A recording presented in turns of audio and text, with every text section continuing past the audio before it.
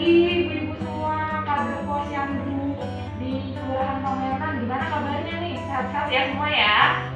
Wah, syukur ya kalau pada sehat. Kenalin nih, saya Ibu Andi dari Puskesmas Mulia Harja. Saya perawat yang bertugas di posyandu Kelurahan Pameran.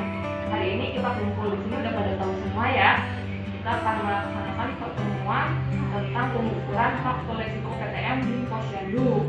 Yang akan saya jelaskan adalah bagaimana pengisian formulir screening PTM yang nantinya akan saya bagikan. Formulirnya sudah dipegang masing-masing ya ibu-ibu beserta alat tulisnya.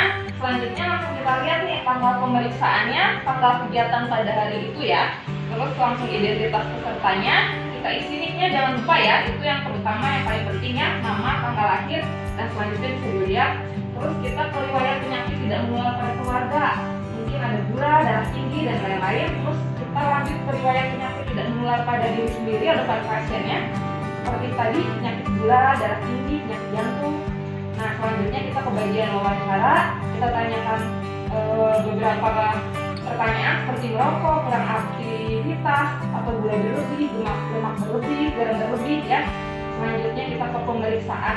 Yang pentingnya juga nih, tekanan darahnya, tinggi badannya, berat badannya, lingkar perut, pemeriksaan gula darah, terus benjolan payudara ditemukan atau tidak, perlu dirujuk atau tidak, gangguan penglihatan, adakah di mata kanan mata kiri, perlu dirujuk atau tidak, dan gangguan pendengaran, ya, adakah gangguan pendengaran di telinga kanan, kiri, perlu dirujuk atau tidak, dan kita berikan edukasi atau tidak.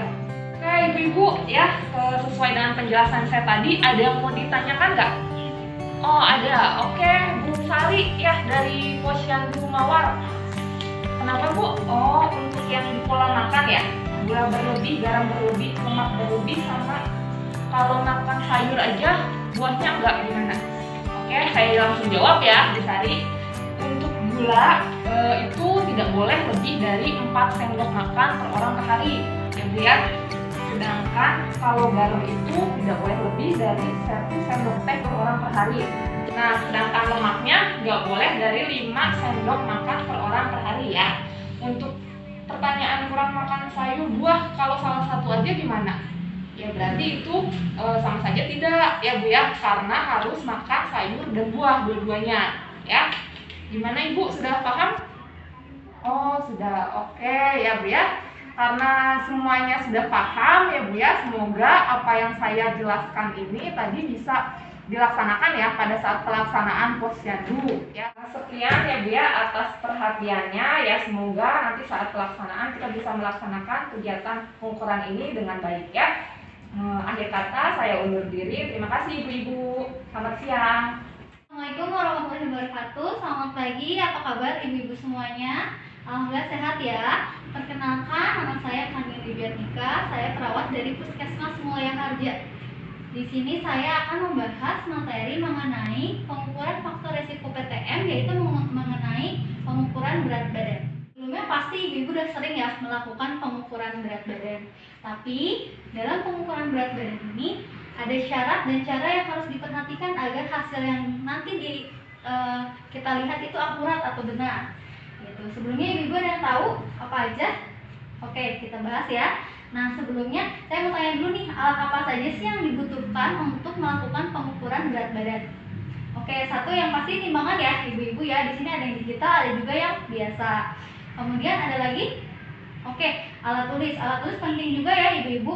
Jadi setelah kita melakukan pengukuran berat badan, kita catat hasilnya. Jadi jangan sampai lupa nanti hasilnya berapa. Oke, cara pengukurannya itu dan syaratnya, yang pertama kita bahas syarat dulu ya ibu-ibu.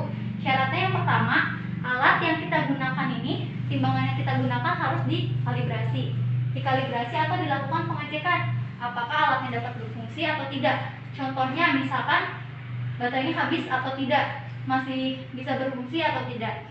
Yang kedua, timbangan diletakkan di lantai yang datar atau lurus dan juga keras. Jadi jangan sampai diletakkan di tempat yang miring. Jadi harus tegak lurus dan juga datar. Pengukur atau kita nih yang melihat atau yang mengukur berat badan harus tegak lurus dengan skalanya. Jadi ini di sini kita lihat ya ibu-ibu ya, ada skalanya, ada nanti angkanya. Nah, kita harus tegak lurus dengan skalanya. Kemudian caranya bagaimana sih? Yang pertama, warga atau orang yang mau kita ukur berat badannya harus berdiri tegak. Berdiri tegak, jangan nunduk, jangan miring kanan, miring kiri. Jadi harus tegak, melihat pandangannya ke depan. Kemudian barang-barangnya yang ia bawa seperti tas disimpan dulu, jaketnya disimpan dulu, sepatunya dilepas. Jadi pakaiannya seminimal mungkin. Kemudian setelah dia sudah berdiri tegak, tasnya sudah disimpan, sepatu sudah dilepas, baru kita lihat hasilnya berapa sih angkanya, berat badannya. Dan tadi dilihatnya ya, tegak lurus dengan skala. Ibu-ibu ya, yang harus diperhatikan ada syarat dan caranya untuk melakukan pengukuran berat badan. Saya tanya ya, kita evaluasi. Pertama, alat apa saja yang dibutuhkan ibu-ibu? Oke, betul, timbangan dan alat tulis. Yang kedua, caranya. Ya, betul ibu. Syaratnya. Oke, sip. Sudah bisa semua ya, sudah paham. Nanti satu orang maju untuk mempraktekannya, untuk melakukan pengukuran berat badan ya. Boleh ibu maju satu orang? Bisa ya melakukan praktek pengukuran berat badan dengan benar gitu. Kemudian ada yang mau ditanyakan ibu-ibu sebelum kita tutup? Tidak ada. Baik, terima kasih atas perhatiannya. Semoga ilmunya bermanfaat dan bisa kita praktekkan ya nanti di lapangan. Terima kasih banyak. Wassalamualaikum warahmatullahi wabarakatuh. Ibu semua mempraktekkan ya? Alhamdulillah. Iya, Bu. Perkenalkan, saya Rupa Elisa Putri, petugas Promkes Promosi Oh, Kesehatan. berarti itunya demonstrasi. Ibu semua gimana semangat hari ini? Dengan demonstrasi juga akan Mbak. disampaikan ini Oh. gambarannya, gambaran cara memeriksaannya apa itu aja. Jadi Bagaimana? Oh iya Bu. Maksud tidak akan Ibu sudah memahami belum bagaimana pengukur tinggi badan itu?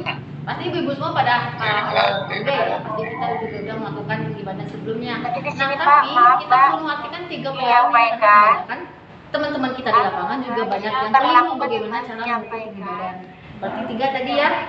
Pastikan berada di angka 0, kemudian perhatikan postur tubuhnya tegak, dan perhatikan letak kaki atau tubuhnya menempel di dinding. Dan di dalam pemeriksaan tekanan Pasti darah ibu juga pasti kita paham sampai pada paham dengan semua ya. tekanan darah. Kita akan sharing ini tentang bagaimana pengukuran faktor risiko penyakit Yang mana, Kak? atau PTM ya, kegiatannya. Udah satu aja Bu. Menyampaikan kan materi tentang langkah-langkah kan dari ibu, dari yang Yang pertama harus kita perhatikan yaitu angka pengukurannya harus berada di 0 kalau di bawah. Kalau tidak 0 nanti takutnya tidak valid, hasilnya akan salah ya. Yang poin kedua kita harus berada di menghadap ke depan. Ya, menghadap ke depan. Pemeriksaan tekanan Tidak darah. menunduk dan tidak selalu melihat ke atas, tapi tegak begini. Kemudian yang ketiga, di kaki kita harus menempel di dinding begini. Ya. Ibu ada yang ingin ditanyakan perihal pengukuran tinggi badan? Apa yang bisa Ada, silakan angkat tangan. Nanti akan saya evaluasi bagaimana. Ada ya, silakan ibu bagaimana? curah pendapat dan jadi Oh iya, bagaimana jika menunduk begitu? Ya baik. Kalau kita kalau hanya menyiapkan mah cuma sedikit menyiapkan melihatkan alat ntar kamu semua ya, bagaimana pengukuran tinggi badan yang baik dan benar? Assalamualaikum Ibu, izin bertanya. Pastikan badannya tegap dan menempel tubuhnya di dinding. Ya, Untuk ya, semoga, videonya. di lapangan nanti ibu-ibu juga menerapkan 3 poin ini, pengukuran tinggi badan yang benar dan hasilnya juga valid, dan semoga data yang kita butuhkan juga benar. Ya. Saya pamit. Jika ada yang mau saya mohon maaf. Assalamualaikum warahmatullahi wabarakatuh. Satu